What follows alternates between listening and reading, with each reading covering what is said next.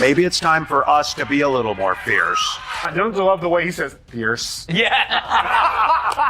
We've got to be fierce. We That's fiercely have to go up to RuPaul. President Trump and spank him. We gotta bully him. I gotta get my They hands. send Tim Walz out there to be sort of man of the people. And the latest effort was him this weekend, like working on his car. He's just like a guy who works on the car and kicks the engine around. Everything works on here, except one thing. What happens when Tim Walz steps into a live TV segment and treats it like a rehearsal instead of a serious moment?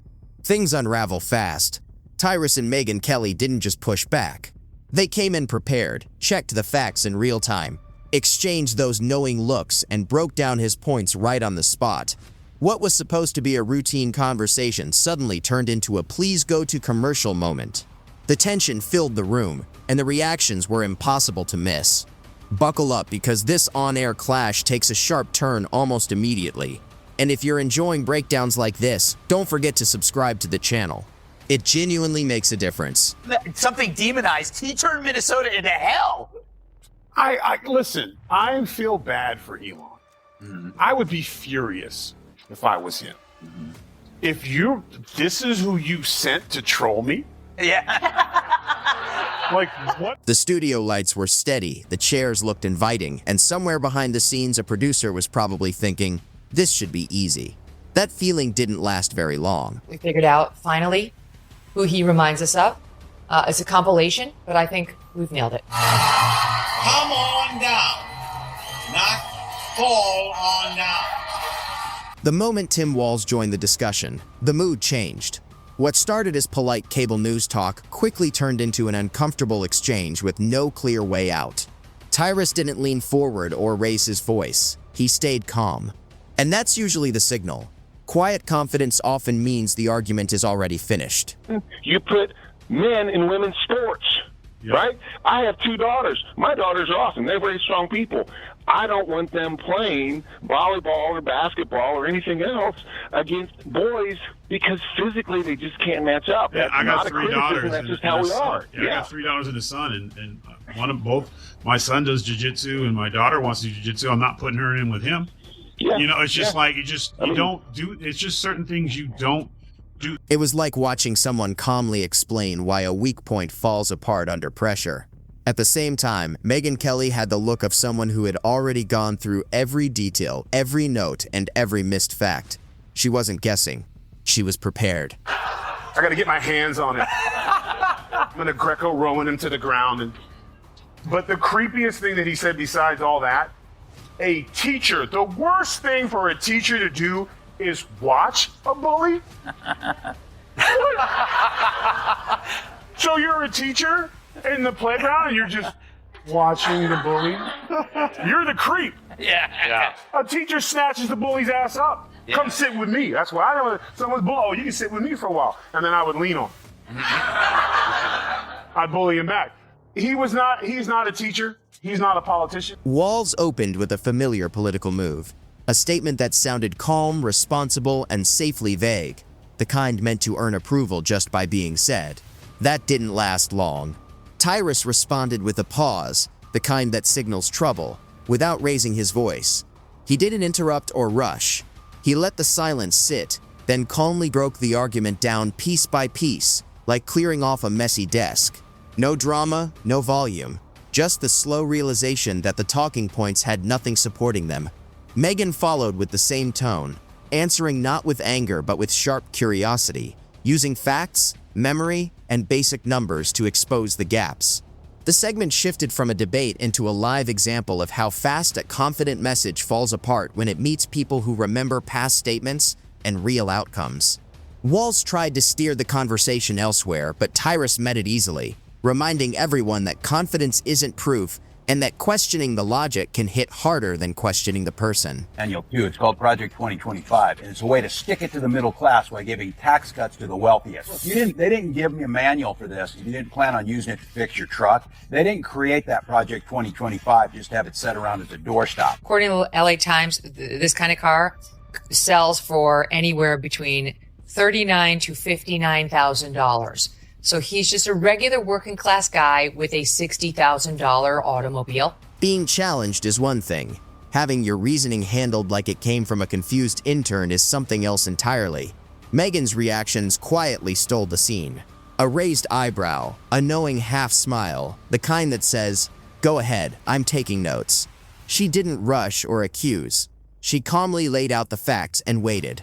Walz stumbled more than once. He tried shifting the focus to intention instead of results, defending what he meant rather than what actually happened. That move can work in an apology, but it rarely holds up on live TV. Tyrus treated the argument like a fragile structure, applying light pressure until it collapsed on its own. By then, the segment had drifted far from its original goal, turning into a test of how many times the same defense could be reworded before it lost all impact. Walz kept going, persistent if nothing else. Each line sounded reasonable until the next question landed. Megyn's follow-up stayed polite but carried weight, adding just enough context to expose vague answers. Walz responded anyway, and each reply sounded less like a solid explanation and more like something he hoped might be true. A guy who can't remember his speeches. I don't know what the hell was in the water in that White House, or was everyone on the same bad cocaine? But Kamala can't speak, he can't speak, Biden was so high he couldn't remember anything. Like, this is literally the dumbest administration of all time. Why is he talking? It really is the ultimate clown show, and I said this in the pod. He's a clown without a circus. He's Doesn't just even need makeup. He's roaming the terrain. Is there some carnival that I can work for? Tyrus leaned back again, which somehow made it feel even worse. That posture wasn't defensive, it was observant, like someone watching a presentation that forgot the data. When he spoke, it was calm and precise, gently tugging at the argument until it started to wobble. The humor came from the contrast. Walz spoke with polished confidence, while Tyrus and Megyn responded with sharp facts that exposed where the logic fell apart. Put side by side, the statements told a very different story. Walz seemed to sense the shift. His pace quickened, and his claims expanded, as if momentum alone could save him. Megyn answered with patience and clarity, letting him finish before highlighting the gap between promises and reality. On live TV, clarity is ruthless. You can debate opinions, but you can't escape clear facts. The room felt heavier. Tyrus closed with a simple summary that hit harder than any long-winded response. Stripped of polish, the argument didn't hold. Walz tried to reframe it as a misunderstanding, but that only works when both sides are confused. Here, one side was clear, and the other was just hoping clarity would pause. And compare contrast.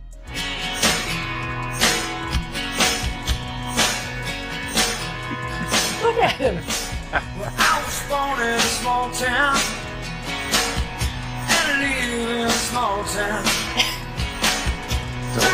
It's the same. But that is right? exactly what they do with him. Wait, that's interesting because I want to get to the IVF stuff, but like the whole he's kicking everything around and he's super enthusiastic. That's not how he's. By the end, the shift was clear. Megyn looked calmly satisfied, like someone who had just pointed out the obvious. Walz looked like he'd replay the segment later, questioning every single line. No raised voices, no insults. Just a careful unraveling that made it even more effective. It wasn't loud, it was precise.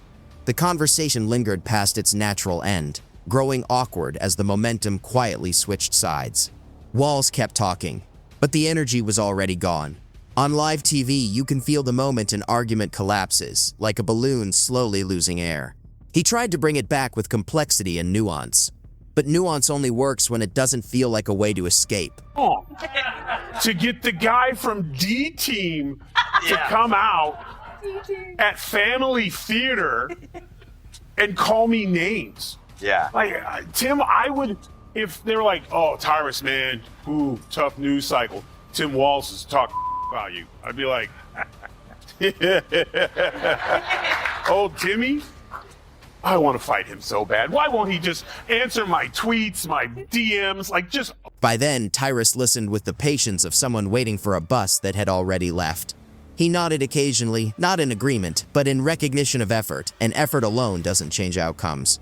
When he finally spoke, it wasn't a debate so much as a reminder that good intentions don't fix systems or erase consequences.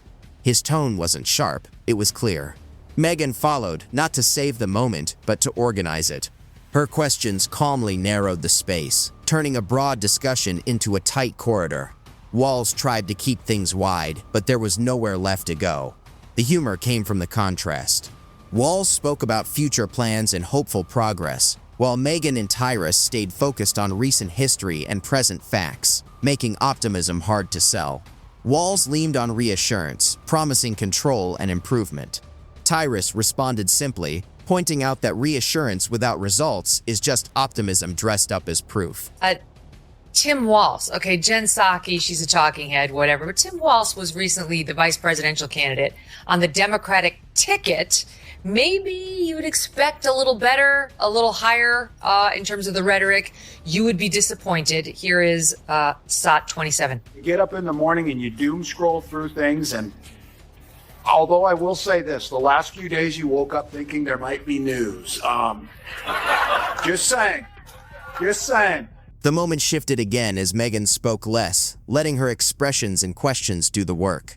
Each question invited explanation while quietly demanding accuracy, something broad claims struggled to meet.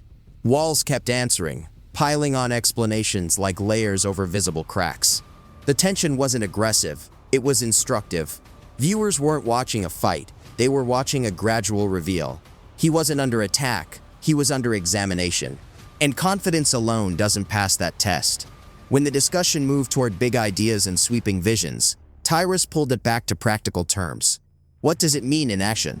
Who benefits? Who bears the cost? Those questions stripped the shine from lofty claims.